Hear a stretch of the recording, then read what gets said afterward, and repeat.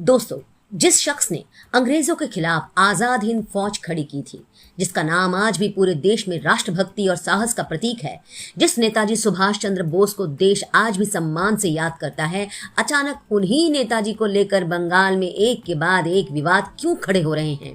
पहले बीरभूम के रामपुर हाट में नेताजी के नाम से जुड़ी सड़क का नाम बदलने का विवाद, फिर बीजेपी के प्रदेश अध्यक्ष शमीक भट्टाचार्य का फॉरवर्ड ब्लॉक के लोगों को गुंडा कहने वाला बयान, फिर बीजेपी सांसद अनंत महाराज ने नेताजी को लेकर ऐसी टिप्पणी कर दी कि एफआईआर तक हो गई, और फिर कोलकाता के न्यू अलीपुर में नेताजी की प्रतिमा क्षतिग्रस्त मिली।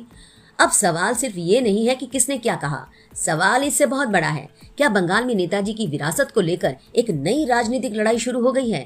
और क्या इसके पीछे सिर्फ नेताओं के बयान हैं, या 2026 के बंगाल की राजनीति में इतिहास को नए तरीके से परिभाषित करने की कोशिश हो रही है?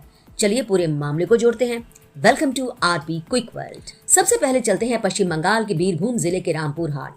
यहाँ सड़क के नाम को लेकर विवाद सामने आया। रिपोर्टों के मुताबिक जिस सड़क को नेताजी सुभाष चंद्र बोस रोड के नाम से जाना जाता था, उसका नाम बदलकर डॉक्टर श्यामा प्रसाद मुखर्जी रोड किए जाने को लेकर विवाद हुआ। लेकिन यहाँ एक जरूरी फैक्ट है। बीजेपी की ओर से दावा किया गया कि नगर पालिका के आधिकारिक रिकॉर्ड में सड़क का नाम नेताजी के नाम पर था ही नहीं। लेकिन राजनीतिक सवाल तो उठता है, अगर सड़क का नाम बदलना था तो नेताजी और श्यामा प्रसाद मुखर्जी के नाम ही इस विवाद के केंद्र में क्यों आए? क्योंकि दोनों बंगाल के बड़े ऐतिहासिक चेहरे हैं और यहीं से मामला सिर्फ सड़क के बोर्ड का नहीं रहता।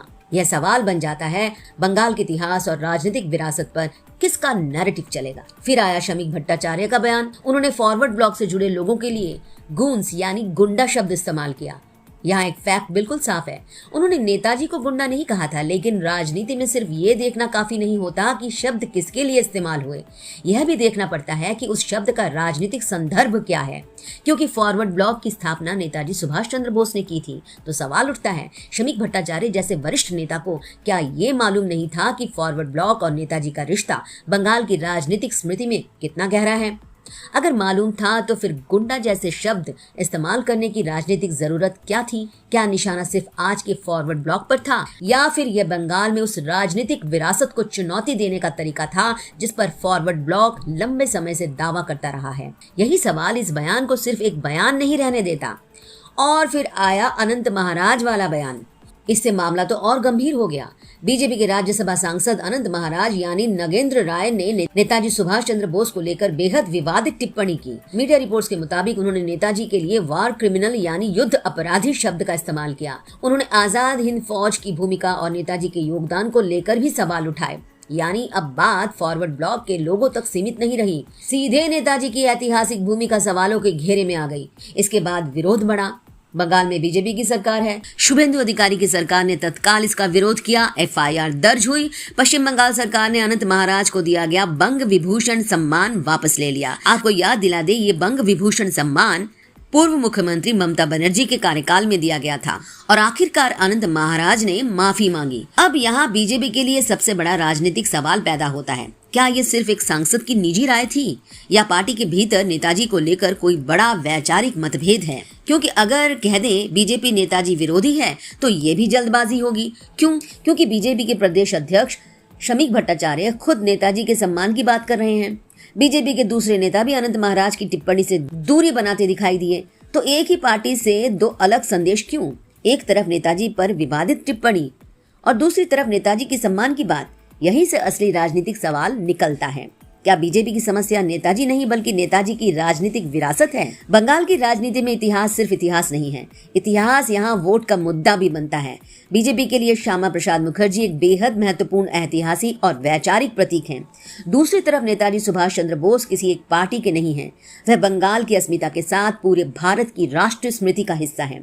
अब अगर बीजेपी बंगाल में श्यामा प्रसाद मुखर्जी की विरासत को ज्यादा प्रमुखता देकर अपनी राजनीतिक पहचान मजबूत करना चाहती है तो ये एक समझ में आने वाली राजनीतिक रणनीति हो सकती है। लेकिन समस्या तब शुरू होती है जब लोगों को ये परसेप्शन बनने लगे कि श्यामा प्रसाद मुखर्जी को ऊपर उठाने के लिए नेताजी को नीचे किया जा रहा है, और यही परसेप्शन बीजेपी के लिए बहुत खतरनाक हो सकता है।